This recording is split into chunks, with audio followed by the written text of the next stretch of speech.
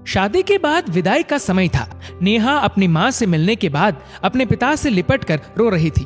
वहां मौजूद सब लोगों की आंखें नम थी। नेहा ने घूंघट निकाला हुआ था। वह अपनी छोटी बहन के साथ सजाई गई गाड़ी के नजदीक आ गई थी। दूल्हा अविनाश अपने खास मित्र विकास के साथ बातें कर रहा था। विकास ने कहा, यार अविनाश, सबसे पहले घर पहुंचते ही होटल चलकर बढ़िया खाना खाएंगे।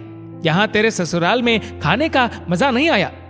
तभी पास में खड़ा अविनाश का छोटा भाई राकेश बोला, हाँ यार, पनीर कुछ ठीक नहीं था और रसमलाई में रस ही नहीं था। और वो ही कर जोर जोर से हंसने लगा। अविनाश भी पीछे नहीं रहा। अरे हम लोग होटल चलेंगे, जो खाना है खा लेना। मुझे भी यहाँ खाने में मजा नहीं आया, रोटियां भी गर्म नहीं थी। अपने पति के मुंह से ये शब्द सुनते ही नेहा, जो घूंघट में गाड़ी में बैठने ही जा रही थी, वापस मुड़ी, गाड़ी के दरवाजे को जोर से बंद किया और घूंघट हटाकर अपने पापा के पास पहुंची। अपने पापा का हाथ अपने हाथ में लिया और बोली, मैं ससुराल नहीं जा रही पिताजी, मुझे ये शादी मंजूर नहीं। ये शब्द उसने इतनी जोर से कहे कि सब लोग हक्के बक्के रह गए। सब नजदीक आ गए। नेहा के ससुराल वालों पर तो जैसे पहाड़ टूट पड़ा। मामला क्या था ये किसी की समझ में नहीं आ रहा था। तभी नेहा के ससुर राधेश्याम जी ने आगे बढ़कर नेहा से पूछा, लेकिन बात क्या है बहू? शादी हो गई है, विदाई का समय है, अचानक क्या हुआ कि तुम शादी को नामंजूर कर रही हो? अविनाश की तो मानो दुनिया उजड़ने जा रही थी। वह भी नेहा के पास आ गया, अविनाश के दोस्त भी। सब लोग जानना चाहते थे कि आखिर ऐन वक्त पर क्या हुआ कि दुल्हन ससुराल जाने से मना कर रही है। नेहा ने अपने पिता दयाशंकर जी का हाथ पकड़ कर रखा था। नेहा ने अपने ससुर से कहा, बाबूजी, मेरे माता पिता ने अपने सपनों को मारकर हम बहनों को पढ़ाया लिखाया व काबिल बनाया है। आप जानते हैं एक बाप के लिए बेटी क्या मायने रखती है। आप व आपका बेटा नहीं जान सकते क्योंकि आपकी कोई बेटी नहीं है। नेहा रोती हुई बोले जा रही थी।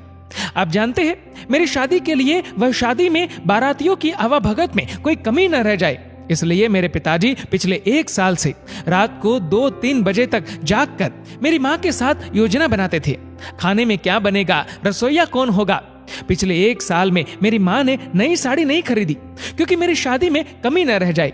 दुनिया को दिखाने के लिए अपनी बहन की साड़ी पहनकर मेरी माँ खड़ी है।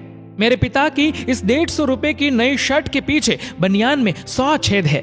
मेरे माता पिता ने कितने सपनों को मारा होगा, ना अच्छा खाया ना अच्छा पिया।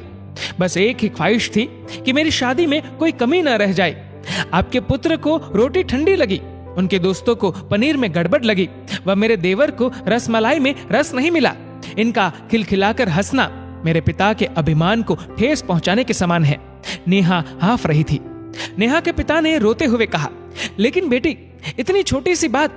नेहा ने उनकी बात बीच में ही काटी और बोली, ये छोटी सी बात नहीं है पिताजी। मेरे पति को मेरे पिता की इज्जत नहीं। रोटी क्या आपने बनाई? रसमलाई, पनीर, ये सब कैटरर्स का काम है। आपने दिल खोलकर व हैसियत से बढ़कर खर्च किया है। कुछ कमी रही तो वह कैटरर्स की तरफ से है। आप तो अपने दिल का टुकड़ा अपनी गुड़िया रानी को विदा कर रहे हैं। आप कितनी रात रोएंगे क्या मुझे पता नहीं। माँ कभी मेरे बिना घर से बाहर नहीं निकली। कल से वह बाजार अकेली जाएगी। जा पाएंगी? जो लोग पत्नी या बहू लेने आए हैं वह खाने में कमियां निकाल रहे हैं। मुझ में कोई कमी आपने नहीं रखी। ये बात इनकी समझ में नहीं आई। दयाशंकर जी ने नेहा के सर पर हाथ फिराया। अरे पगली, बात का बतंगड़ बना रही है। मुझे तुझ पर गर्व है कि तू मेरी बेटी है, लेकिन बेटा इन्हें माफ कर दे। तुझे मेरी कसम, शांत हो जा। तभी अविनाश ने आकर दयाशंकर जी के हाथ पकड़ लिए। मुझे माफ कर दीजिए बाबूजी, मुझसे गलती हो गई। मैं उसका गला बैठ गया था, रो पड़ा था वह। तभी राधेश्याम जी ने आगे बढ़कर नेहा के सर पर हाथ रखा। मैं तो बहू लेने आया था, लेकिन ईश्वर बहुत कृपालु है।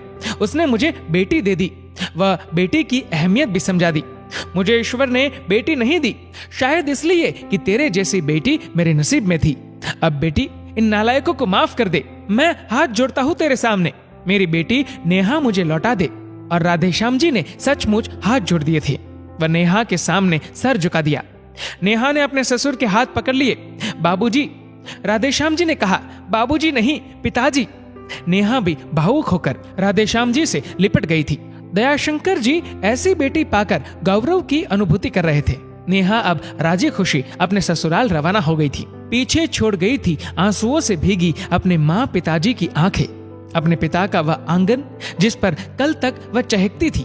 आज से इस आंगन की चिड़िया उड़ गई थी किसी दूर प्रदेश में और किसी पेड़ पर अपना घरौंदा बनाएगी।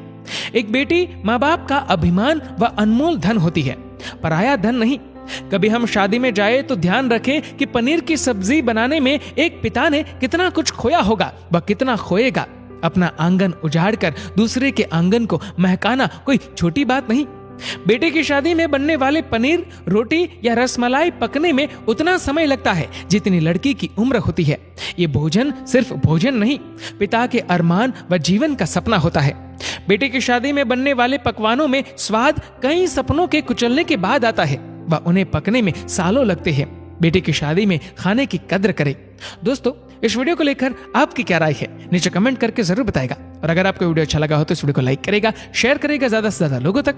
और ऐसे ही और भी इंस्पिरेशनल वीडियोस के लिए सब्सक्राइब करें हमारे यूट्यूब चैनल को और फेसबुक पर फॉलो करें हमारे पेज को। धन्यवाद।